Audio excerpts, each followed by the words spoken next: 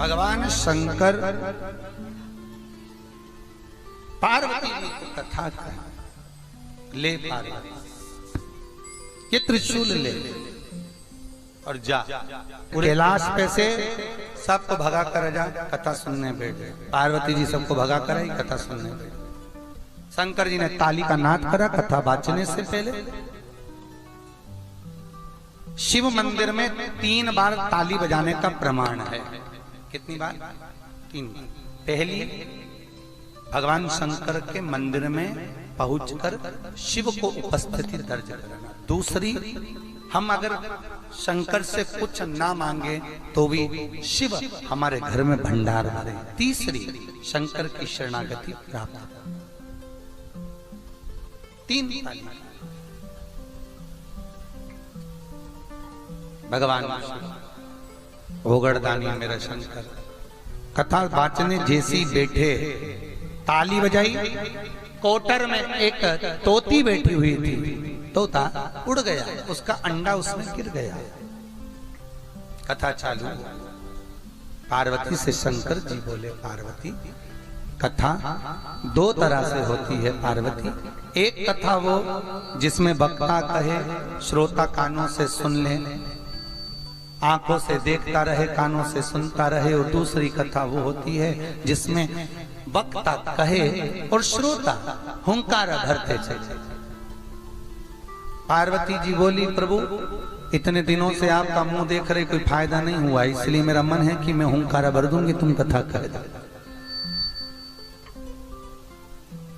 कथा प्रारंभ।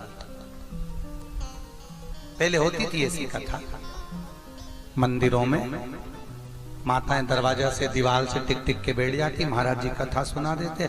सारी माताएं हुंकारा भरती जाती। लीलावती के पति पानी में डूब गया, कलावती ने सत्यनारायण की कथा करी, कहीं की बेटी बेटी गुर्राटा भी भर लेते। फिर बीच बीच में पंडित जी तीसरी रेवा खंडे प्रथम अध्याय समाप्त, घंटी बजाते उठ जाओ। अभी 2 अध्याय रह गए हैं, फिर पंडित जी बात चाहिए। फिर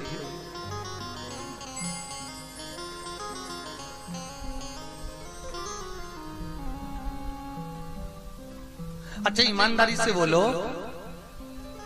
जो व्यक्ति कथा में सोता है ना, कथा में वो ही सोता है जो घर नहीं सोता है। सही है कि गलत है? अरे बोल लो ईमानदारी से, जिसको घर पे नींद नहीं आती। तो किसी ने पूछा, गुरुजी ये कथा में ही नींद क्यों आती है? सुंदरकांड में जाओ, भजन में जाओ तो नींद आ जाए, और ऐसे कहीं शादी पार्टी में जाओ तो 12-12 बजे तक तो ऐसा डिस्को करे, नाचे कूदे, और कथा में नींद क्यों आए? हमने कहा देखो भैया, बात इतनी सी है, भागवत को कहते हैं माता। क्या कहते हैं? भागवत माता। भागवत माता है, बच्चा कहीं पर भी खेलेगा पर माँ की गोद में आकर जैसी बैठता है, माँ उस पर हाथ रखती है और बच्चे की आंख में नींद आ जाती है। बच्चा कहीं नहीं सोता, सब दूर खेलेगा, पर माँ की गोद में बच्चे को नींद आती है। उसी तरह तुम जगत में कहीं पर भी जाओ, पर माँ की गोद में जब आओगे, कथा में बैठोगे, तुम्हें ऐसा लगेगा जैसे महाराज जी लोरी सुना रहा है।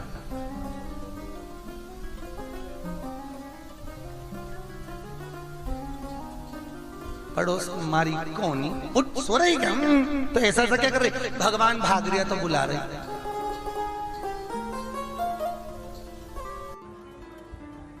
श्रीमद् भागवत में 5 महापाप बताए हैं।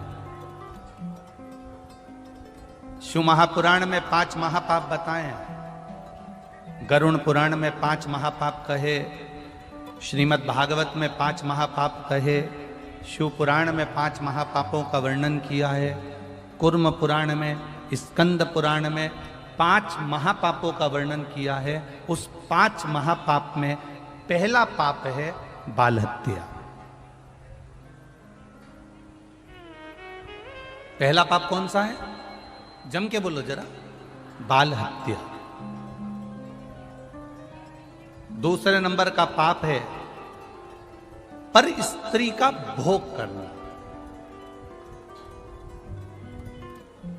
पर नारी का संग करना, ये महापाप की गिनती में आता। तीसरे नंबर पर आता है स्वर्ण की चोरी करना। सोने की रकम चुरा लेना, सोने की रकम को प्राप्त कर लेना, यह महापाप की गिनती में आता है। चौथे नंबर में आता है किसी के घर में आग लगा देना।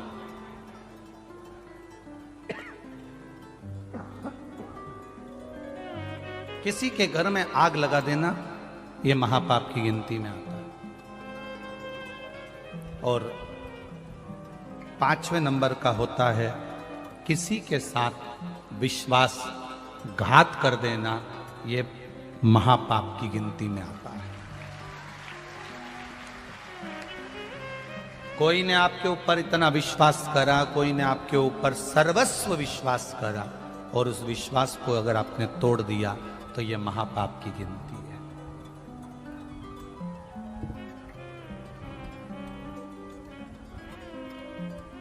कितना पुण्य।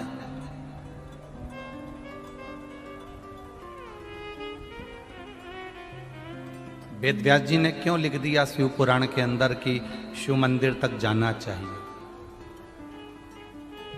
और मंदिर नहीं लिखा, शिवालय, जहां शंकर का शिवलिंग हो वहां तक जाना चाहिए।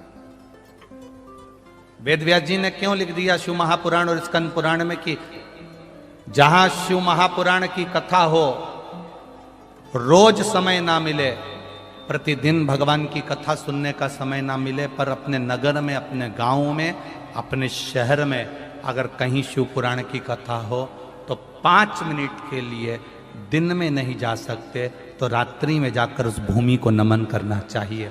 ये शिव पुराण का।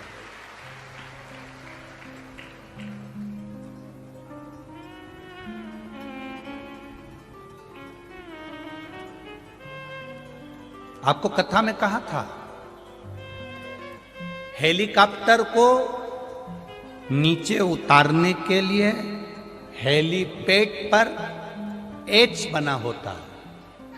हेलीकॉप्टर वाला देख लेता है कि एच बना है, हेलीपैड बना है, तो वो हेलीकॉप्टर को वहां उतार लेता है।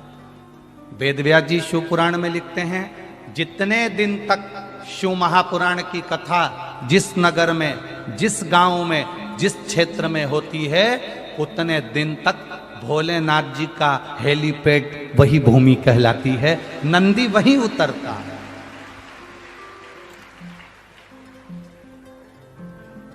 वेद व्यास जी लिख रहे हैं आपके पास में समय नहीं, आप 7 दिन नहीं जा सकते, 5 दिन नहीं जा सकते, 4 दिन नहीं जा सकते, 3 दिन नहीं जा सकते, 2 दिन नहीं जा सकते, 1 दिन पूरा नहीं जा सकते, पर 5 मिनट निकालकर, 2 क्षण निकालकर शिव महापुराण की कथा में जाना चाहिए। क्या होगा? स्कंद पुराण में वेद व्यास जी लिख रहे हैं, शिव महापुराण में वेद व्यास जी लिख रहे हैं, विद्येश्वर संहिता में वर्णन कर रहे हैं, जो भूलवश अनजाने में भी शंकर भगवान के शिवालय में पहुंच जाता है, जो अनजाने में भी शिव महापुराण की कथा तक पहुंच जाता है, जो अनजाने में भी बेलपत्री के पेड़ के नीचे से निकल जाता है, जो अनजाने में भी बेलपत्री के पेड़ को लगा देता है, उसको ये 5 पाप कभी नहीं घेरते हैं महाराज। उसको ये 5 महापाप कभी नहीं घेरते, वो पापों से मुक्त हो जाता। कौन कौन से महापाप बताएं? पहले नंबर पर बोलो, जम के बोलो, बाल हत्या। दूसरे नंबर पर है पर स्त्री गमन। तीसरे नंबर पर है स्वर्ण की चोरी। चौथे नंबर पर है किसी के यहाँ आग लगा देना। और 5वें नंबर पर है किसी का विश्वासघात कर जाना। ये 5 महापाप की गिनती में आते हैं।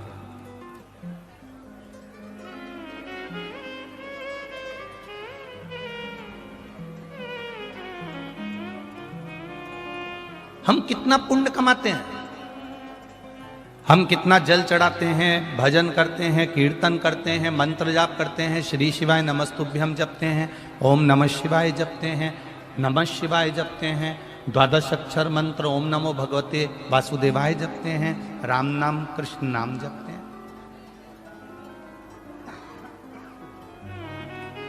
हम प्रतिदिन भगवान का भजन करते हैं और प्रतिदिन भगवान का भजन करते हैं तो हमारा पुण्य बढ़ाते हैं, पर हमको ये नहीं मालूम कि किसी के यहां पर बाल हत्या करी गई है। शिव महापुराण की कथा कहती है, स्कंद पुराण की कथा कहती है, जिसके यहां बाल हत्या हुई हो, जिसके यहां पर स्त्री का भोग किया जाता हो, जिसके यहां स्वर्ण की चोरी कर कर लाई गई हो, जिसने कभी किसी के यहां आग लगाई हो या किसी ने विश्वासघात किया हो, उसके घर का मात्र एक गिलास पानी पी लेते हैं तो ये 5 महापाप हमारे खाते में चले जाते हैं। यहां तक शिव पुराण कर। अब आपको कैसे मालूम पड़ेगा कि इनने बाल हत्या करी कि नहीं करी? अब आपको कैसे मालूम पड़ेगा कि इनके घर के लोगों ने कहीं आग लगाई कि नहीं लगाई? अब आपको कैसे मालूम पड़ेगा कि इनने कहीं विश्वासघात करा है क्या? आपको कैसे मालूम पड़ेगा कि यहाँ का इनके घर का पुरुष पर स्त्री गमन करता है क्या, या स्वर्ण की चोरी करता है, या सोने की चोरी करी है क्या? आपको कैसे मालूम पड़ेगा? आपको नहीं मालूम कि इनके घर के लोगों ने कहीं आग लगाई कि नहीं लगाई, पर स्त्री गमन किया कि नहीं करा, या स्वर्ण की चोरी करी कि नहीं करी? आपको कुछ भी नहीं मालूम, क्योंकि आप अनभिज्ञ हैं। आप नहीं जानते कि इसके अपन ने पानी पिया तो ये कैसा है, आप नहीं जानते। तो शिव महापुराण की कथा कहती है, आप अनजाने में उसके घर का पानी पियाए, अनजाने में आपके ऊपर 5 महापाप का दोष उसके खाते का चढ़ गया। पर आप अगर रोज शिव के मंदिर जा रहे हो, शिवालय जा रहे हो, या 5 मिनट भी श्री शिवाय नमस्तुभ्यम बोल रहे हो, तो ये समझ लेना कि हमने भले उसके घर का पाप लियाए थे, पर उसको हमने वापिस भगवान के चरणों में जाकर साफ कर दिया। उस महापाप को हमने समाप्त कर दिया।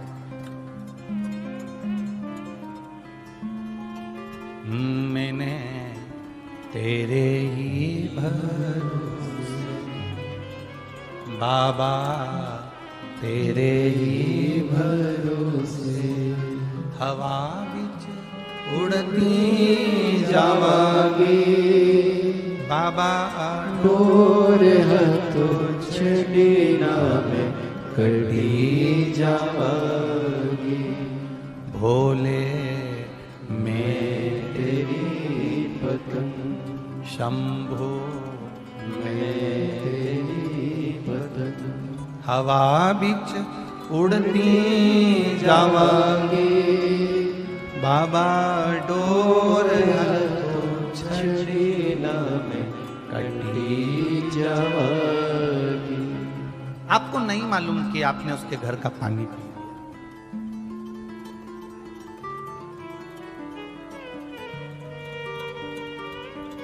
कौन व्यक्ति कैसा है आपको क्या मालूम पड़ेगा?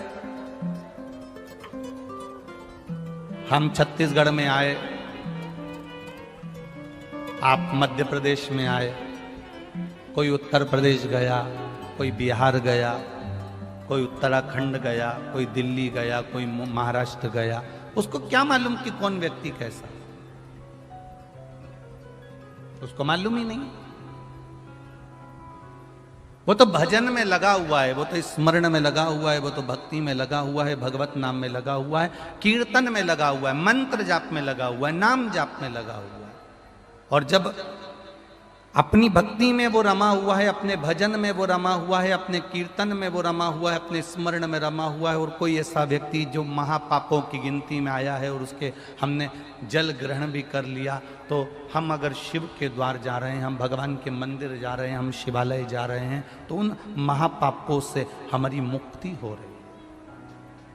अगर आपको हमारा ये वीडियो पसंद आया तो प्लीज़ एक लाइक बटन दबा दीजिए, हमारे चैनल को सब्सक्राइब कर दीजिए और अपनी दोस्तों के साथ शेयर कर दीजिए।